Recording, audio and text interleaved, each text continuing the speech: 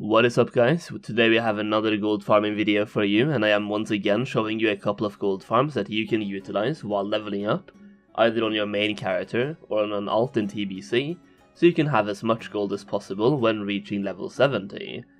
So I already made one type of video like this where I cover quite a few gold farms in different level brackets, and I will leave a link to that video in the description down below. And I would really recommend you check that one out as well for more gold farms to do while leveling. That video does, however, cover quite a bit of cooking materials and skinning gold farms, so for this video we will not cover a single cooking material farm. We are talking about something else entirely, and that is reputation items. There are several reputation items in the Burning Crusade that will be wanted by players, but most specifically the Aldar and Scryer reputation items will be in high demand, as those reputation cannot be farmed inside dungeons or anything like that, so people will absolutely need these reputation items, and there's quite a few places these can be farmed, and there's also quite a few level brackets available as well, so you can actually almost farm these all the way from level 60 to 70, with the slight exception that you might have to go from level 62 to 70. I should also say that for those of you who are new to TBC, Student has released a TBC Goldmaking guide that you can grab for 50% off by using my code, and this guide covers multiple different gold making methods, as well as gold farms that will definitely help you make some gold. However, if you are an advanced gold maker or just a knowledgeable player, you will probably know most of these farms because, well, it's a 15-year-old game, but still, it is nice to have all of the information in one place, instead of scrolling through 1,000 YouTube videos or Wowhead pages. So check out the gold making guide by Student through the link in the description, as well as a pinned comment, and let's get right into the gold farms. One thing I'll say before talking about the farms themselves is that while the loot table isn't particularly interesting, these farms will yield a nice steady amount of gold, both in terms of raw looted gold, as the mobs themselves are humanoid, plus you will get netherweave cloth as well. I would estimate that just with raw gold, vendor loot and cloth, you will make way over 50 gold per hour, maybe even more at level 70 as you will kill things faster, and then add the reputation items on top of that. These farms have insane potential, so let's get into it.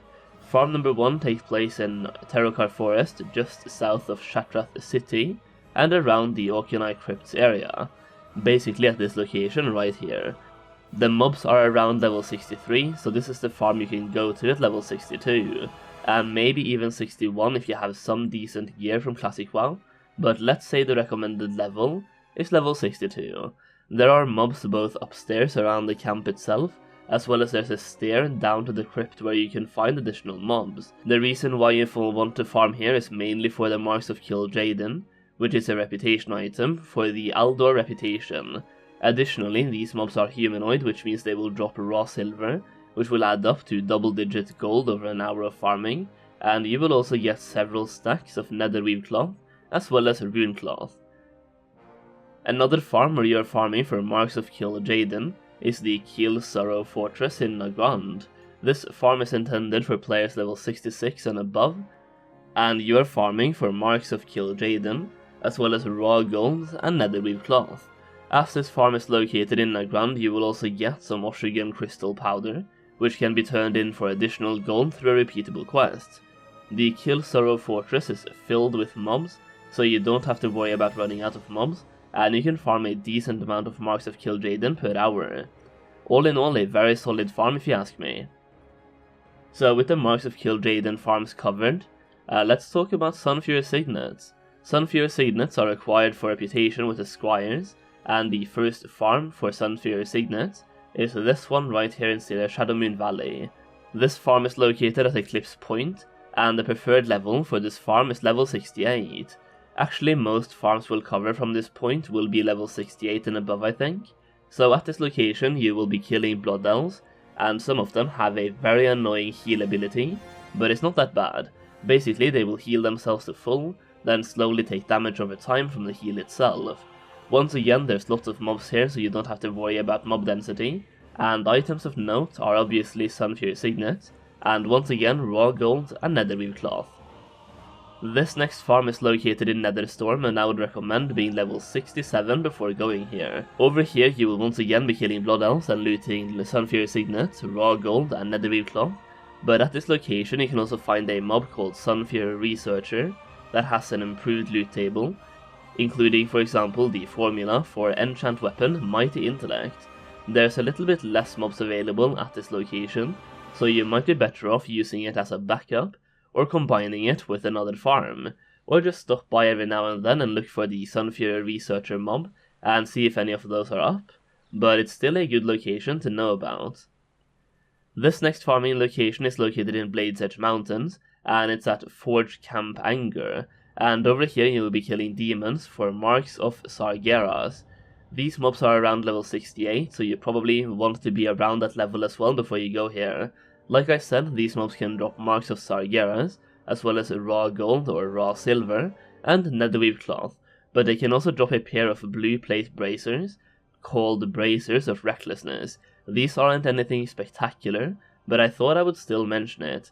Now let's go to what's actually my favorite out of all of these farms, and that is the Wrathbringers in Netherstorm.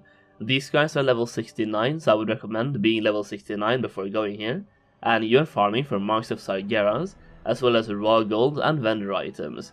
These guys are demons, so they don't drop any netherweave cloth, but their drop rates for marks are pretty good, and you will get a lot of green and grey items that can be vendored for a lot of gold. And the reason this is my favorite farm out of these is that there's so many mobs available at the location, and you can effectively use it to grind from level 69 to 70, and make a lot of gold while getting your final level done. The second to last farm is located at the Death Forge in the middle of Shadowmoon Valley, and it's another high level gold farm that I would recommend being level 68. These are humanoids, so you know the drill by now. Marks of Sargeras, raw gold, grey items, and netherweave cloth. Lots of mobs available, huge area, not any major quests attached to it, so there should be little to no competition, and overall just a solid farm. That brings us to the last farm, which is the Legion Hold farm all the way northwest in Shadowmoon Valley, at the entrance to the zone itself. The recommended level here is 67, and the main item you are looking for is the Marks of Sargeras, plus you will get some raw gold as well. You will also get vendor items and netherweave cloth. One important thing to note for this farm is that there is an elite patrolling around the area that you definitely want to avoid, so be careful and don't enter autopilot mode, because that elite can really catch you off guard. The good thing about humanoids, as you might have picked up by now, is that you are getting raw gold in terms of looted silver values, which adds up over time. You are getting tons of netherweave cloth, and you can loot green and grey armor and weapons, which will give you a decent amount of vendor gold as well. On top of all of this, humanoids can also drop scrolls, and some scrolls, such as scrolls of agility, strength and spirit, can actually be sold for a decent amount of gold to other players. And yeah, that's pretty much it. That is another round of different gold farms you can do while leveling, to make a lot of gold and hopefully be able to afford that epic flying mount the second you hit level 70. Whether or not these gold farms will be better than the gold farms I covered in my previous gold farms to do while leveling video remains to be seen, but at least now you have the choice and you know about a couple of options for where to farm. Hopefully you enjoyed the video, and if you did, please take the time to slap that like button for the YouTube algorithm, and make sure you subscribe for more TBC content. Thank you so much for watching, and I'll see you again very soon.